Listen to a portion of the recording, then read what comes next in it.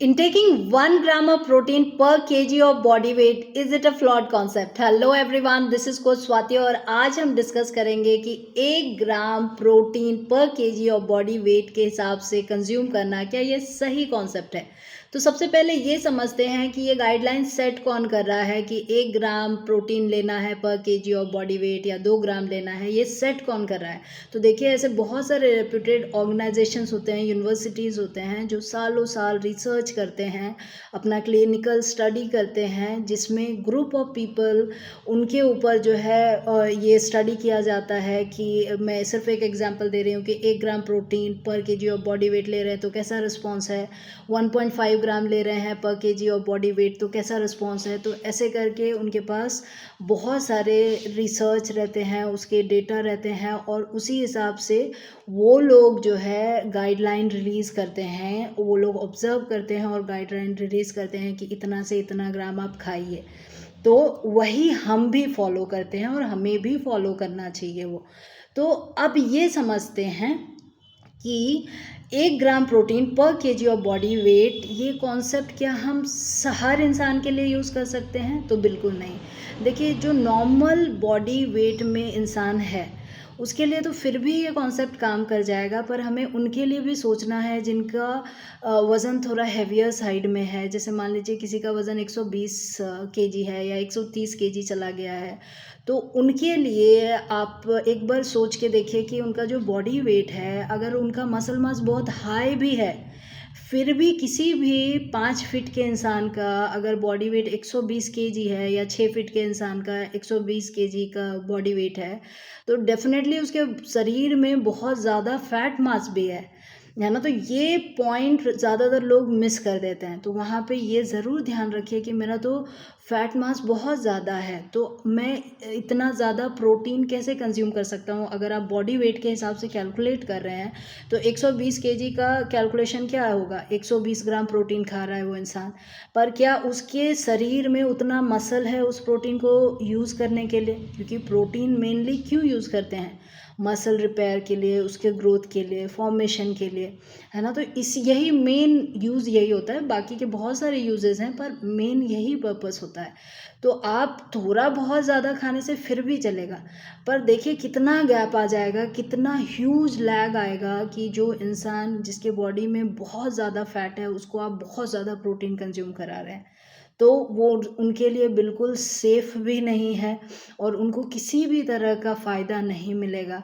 तो ये सबसे बेस्ट है कि आप अपना कैलकुलेशन जब भी करें तो हमेशा ये ध्यान में रखिए कि मेरा लीन बॉडी मास कितना है।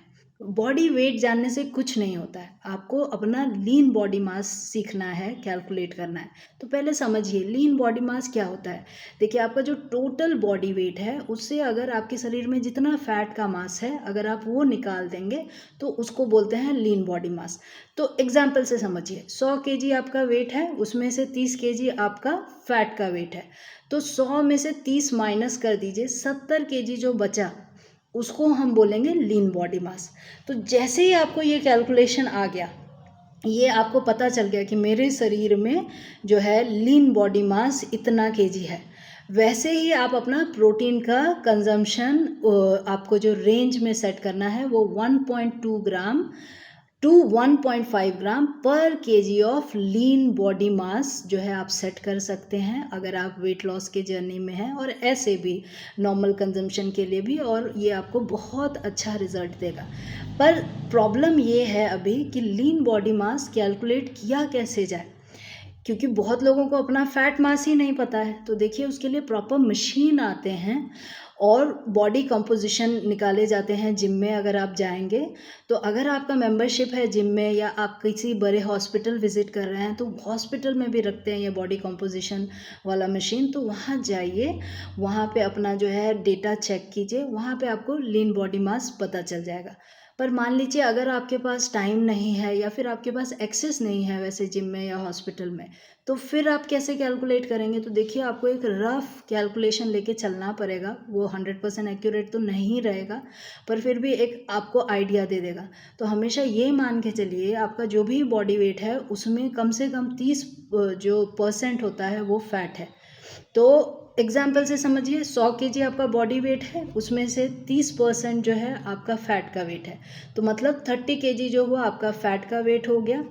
तो रिमेनिंग क्या बचा, 100 में से अगर आप 30 निकाल देंगे तो कितना बचा, 70 केजी, तो वही आपका लीन बॉडी मास हुआ।